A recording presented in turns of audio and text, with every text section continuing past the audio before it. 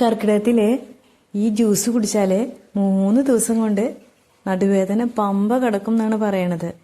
എന്തായിരിക്കില്ലേ ഈ ഒരു റിസൾട്ടിന്റെ പിന്നിലുള്ള കഥ? ഈ ഒരു ജ്യൂസ് കുടിച്ചാലേ നമ്മുടെ ശരീരവേദന, നടുവേദന ഒക്കെ ഉണ്ടല്ലോ 3 ദിവസം കൊണ്ട് പമ്പ കിടക്കും എന്നാണ് പറഞ്ഞിട്ടുള്ളത് കേട്ടോ. ഇതെങ്ങനെയാണെന്ന് നമുക്ക് നോക്കാം. ഇതെങ്ങനെയാണ് ഉണ്ടാക്കുന്നതെന്നുള്ളത് അടിപൊളി ടേസ്റ്റാണ് കേട്ടോ.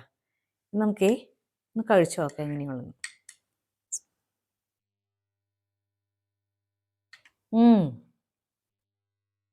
നല്ല രസമുണ്ടാ സംഭവം പൊളിച്ച്. അപ്പോൾ ഇത് ഫുള്ളായിട്ട് സ്കിപ്പ് ചെയ്യാതെ കാണാം. ഇതെങ്ങനെയാണ് ഉണ്ടാക്കുന്നതെന്ന് നോക്കുക. എന്നിട്ട് എന്ത് ചെയ്യുക, ഫീഡ്ബാക്ക് കമൻറ്റ് ബോക്സിൽ അറിയിക്കുക കേട്ടോ. അപ്പോൾ വീഡിയോയിലോട്ട് പോകാം. ഉലുവപ്പാൽ ഉണ്ടാക്കാനായിട്ട് 600 ഗ്രാം ഉലുവയാണ് ഞാൻ എടുത്തിട്ടുള്ളത്. അപ്പോൾ നന്നായിട്ട് കഴുകി വൃത്തിയാക്കിയ ഉലുവയിലേക്ക് നല്ല ചൂടുവെള്ളം ഒഴിച്ച് നമ്മൾ ഓവർനൈറ്റ് വെക്കുകയാണ് സാധാരണയായിട്ട് ചെയ്യുന്നത്. ഇനി നമ്മൾ മറന്നു കഴിഞ്ഞെങ്കിൽ എന്ത് ചെയ്യുക, നല്ല ചൂടുവെള്ളം ഒഴിച്ച് അടച്ച് വെച്ചൊരു അരമണിക്കൂർ കഴിഞ്ഞിട്ട് എടുത്താലും ഇത് ഉലുവ നന്നായിട്ട് പൊങ്ങി വരും. അപ്പോൾ നമ്മൾ സാധാരണയായിട്ട് കർക്കിടകത്തിലാണ് ഈ ഉലുവപ്പാൽ കഴിക്കാറുള്ളത്. അല്ലെങ്കിൽ നമ്മൾ പ്രസവാനന്തരം നമ്മൾ എന്ത് ചെയ്യും, ഈ ഒരു പാല് നമ്മൾ കൊടുക്കാറുണ്ട്. അങ്ങനെയും ചെയ്യാം. അല്ലെങ്കിൽ കൊല്ലത്തിൽ കർക്കിടകത്തിൽ നമ്മളിത് കുടിക്കാറാണ് പതിവ്. കണ്ടോ, ഇതിപ്പോൾ ഓവർനൈറ്റ് ഞാൻ വെച്ചിട്ടുള്ള ഉലുവയാണ്. നന്നായിട്ട് ഇത് പൊങ്ങി വന്നിട്ടുണ്ട്. കണ്ടോ, വെള്ളമൊക്കെ നന്നായിട്ട് കുടിച്ച് പാകത്തിനായി വന്നിട്ടുണ്ട്. ഇനി ഇത് എന്ത് ചെയ്യേണ്ടതെന്ന് വെച്ചിട്ടുണ്ടെങ്കിൽ നമ്മൾ മിക്സിയിൽ ജാറിലിട്ടിട്ട് നന്നായിട്ട് അരച്ചെടുക്കണം. നന്നായിട്ട് അരഞ്ഞു വരില്ല, ഫൈനായിട്ട് അരഞ്ഞു വരില്ല, ചെറുതായിട്ട് തരികളൊക്കെ ഉണ്ടാകും.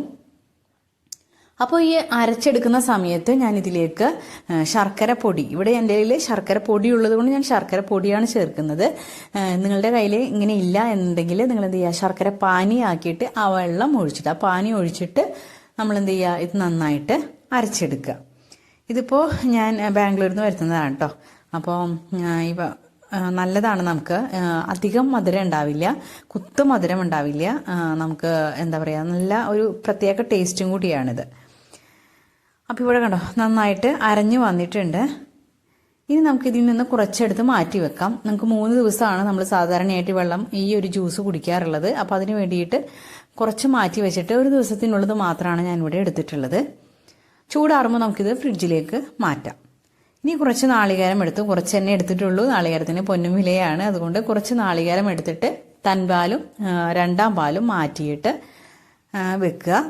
എന്നിട്ട് എന്ത് ചെയ്യുക, നമ്മൾ അരച്ചു വെച്ച ആ ഉലുവയുണ്ടല്ലോ അതിനെ വീണ്ടും 2ാം പാൽ ഉപയോഗിച്ച് വീണ്ടും നമ്മൾ ഒന്നുകൂടി അരച്ചെടുക്കുകയാണ് ചെയ്യുന്നത്.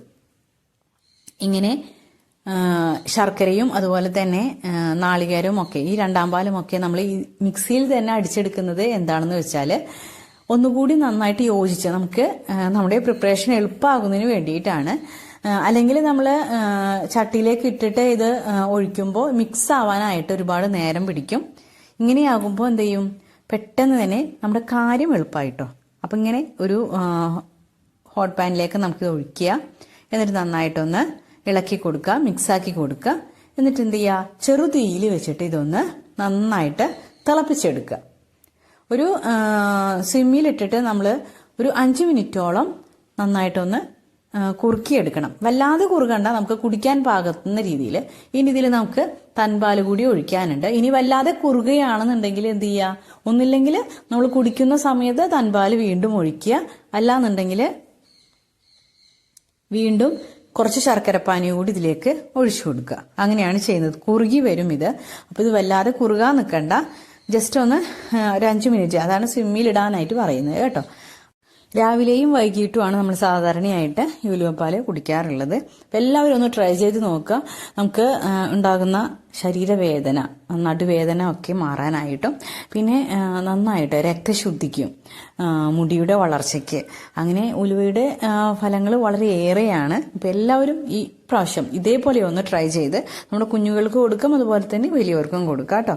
ഇത് നമുക്ക് ഫ്രിഡ്ജിൽ വെച്ച് തണുപ്പിച്ചും കഴിക്കാം, ഒരു ഡെസേർട്ട് പോലെ കഴിക്കാം. അല്ലെങ്കിൽ നമുക്ക് എന്ത് ചെയ്യാം, നല്ല ചൂടോട് കൂടിയിട്ട് പായസം പോലെയും ഇത് നമുക്ക് കുടിക്കാവുന്നതാണ്. ഒട്ടും തന്നെ നമുക്ക് എന്തുണ്ടാവില്ല, കയ്പ്പ് ഉണ്ടാവില്ല എന്നുള്ളതാണ് ഇങ്ങനെ ചെയ്താലുള്ള പ്രത്യേകത കേട്ടോ.